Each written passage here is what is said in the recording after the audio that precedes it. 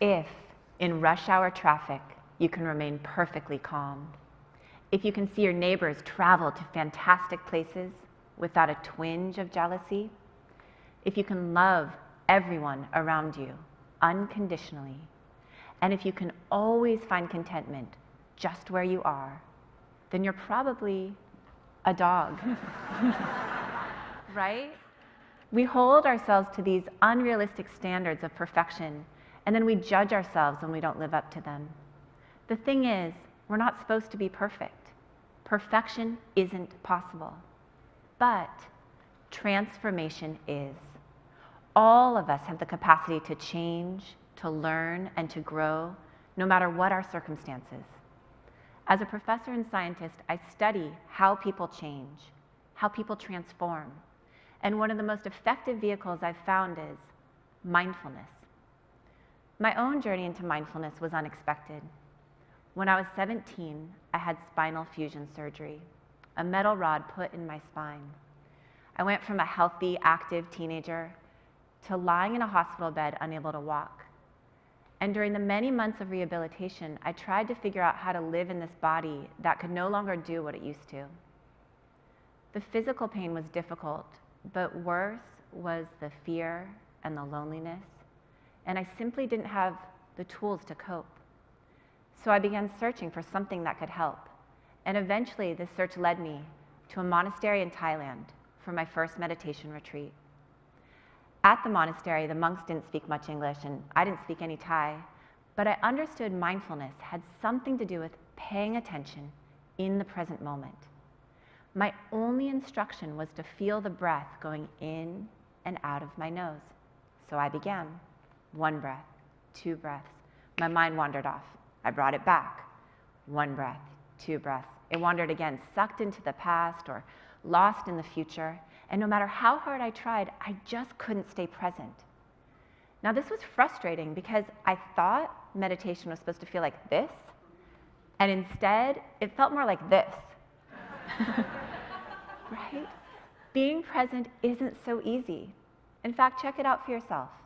I've been speaking for about 3 minutes. Have you noticed your mind has wandered? All of our minds wander.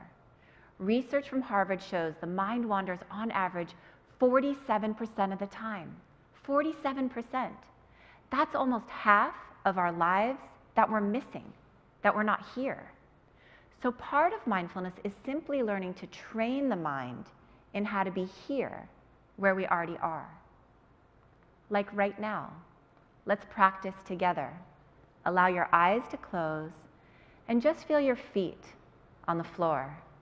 Wiggle your toes and sense your whole body sitting here, softening the face, softening the jaw, and notice that you're breathing, feeling the breath as it naturally flows in and out of the body, just being here. And as you're ready, taking a deeper breath in and out, allowing your eyes to open.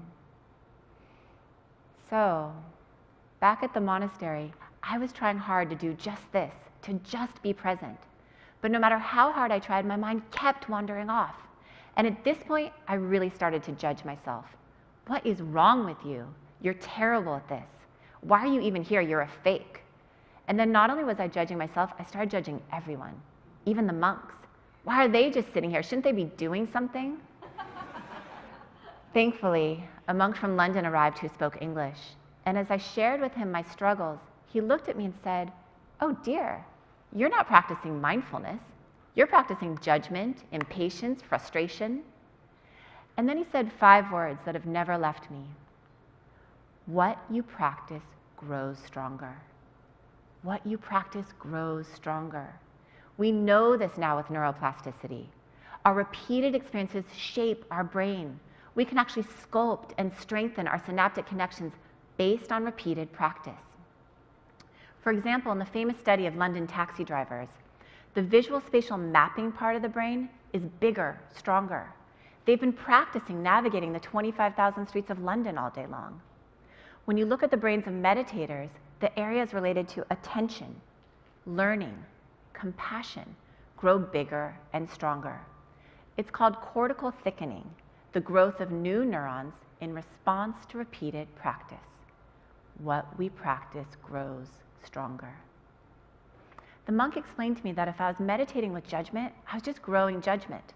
Meditating with frustration, I'm growing frustration. He helped me understand that mindfulness isn't just about paying attention. It's about how we pay attention, with kindness. He said it's like these loving arms that welcome everything, even the messy, imperfect parts of ourselves. He also pointed out that we're practicing all the time, moment by moment, not just when we're meditating, but in every moment. We're growing something in every moment. So the question really becomes, what do you want to grow? What do you want to practice? When I left Thailand, I wanted to keep practicing mindfulness, and I wanted to understand it scientifically. So I began a PhD program, eventually became a professor, and I've spent the past 20 years investigating the effects of mindfulness across a wide range of populations, including veterans with PTSD, patients with insomnia, women with breast cancer, stressed out college students, high-level business executives, and over, the data showed two key things. First, mindfulness works. It's good for you. It strengthens our immune functioning, it decreases stress, decreases cortisol, helps us sleep better. When we published our first research back in '98, there were only a handful of studies. Now there are thousands of studies showing the beneficial effects of mindfulness. It's good for us. The second thing we learned was quite unexpected. Almost all the people we were working with, regardless of their age, their gender, their background, were talking about the same thing. This underlying sense of, I'm not good enough, I'm not okay, I'm not living this life right. This tremendous self-judgment and shame. And we all know what they were talking about, because shame is universal. All of us feel it. And worse, we have this mistaken belief that if we shame ourselves, if we beat ourselves up, we'll somehow improve. And yet, shame doesn't work. Shame never works. It can't work. Literally, physiologically, it can't work, because when we feel shame, the centers of the brain that have to do with growth and learning shut down. This fMRI shows the brain on shame. What happens is the amygdala triggers a cascade of norepinephrine and cortisol to flood our system, shutting down the learning centers and shuttling our resources to survival pathways. Shame literally robs the brain of the energy it needs to do the work of changing. And worse, when we feel shame, we want to avoid it. So we hide from those parts of ourselves we're ashamed of, the parts that most need our attention. It's just too painful to look at them. So what's the alternative? Kind attention. First, kindness gives us the courage to look at those parts of ourselves we don't want to see. And second, kindness bathes us with dopamine, turning on the learning centers of the brain and giving us the resources we need to change. True and lasting transformation requires kind attention. And the monk's words echoed in my ears. Mindfulness isn't just about attention, it's about kind attention. This attitude of kindness wasn't just a footnote or something nice to have, it was an essential part of the practice. A part of mindfulness that's so often overlooked. So my colleagues and I developed a model of mindfulness that explicitly includes our attitude and our intention, as well as our attention. All three parts working together synergistically. Put simply, mindfulness is intentionally paying attention with kindness. We used this model while working at the Veterans Hospital for a group of men with PTSD. I was shocked to learn that we lose more veterans to suicide each year than to combat. Our soldiers carry so much pain and shame. So the intention of the mindfulness group was to cultivate this kind attention, even for the seemingly unforgivable parts of ourselves. There was one man in the group who never said a word, never looked up. 2 months passed, he seemed unreachable. And then one day he raised his hand and he said, I don't want to get better. What I saw in the war, what I did, I don't deserve to get better. He then looked down at the floor and proceeded to tell us in great detail what he had seen and what he had done. And I can still feel the horror of what he shared and how his shame filled the room. I looked up to see how the other men were responding, and there was no judgment, only compassion on their faces.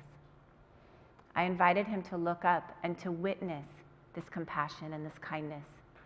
And as he slowly looked around the room, his face began to soften. And in his eyes, there was hope. The possibility that he wasn't just his past actions, that he could choose differently now, that he could change. And this may be one of the most important things I've learned. It's that transformation is possible for all of us, no matter what.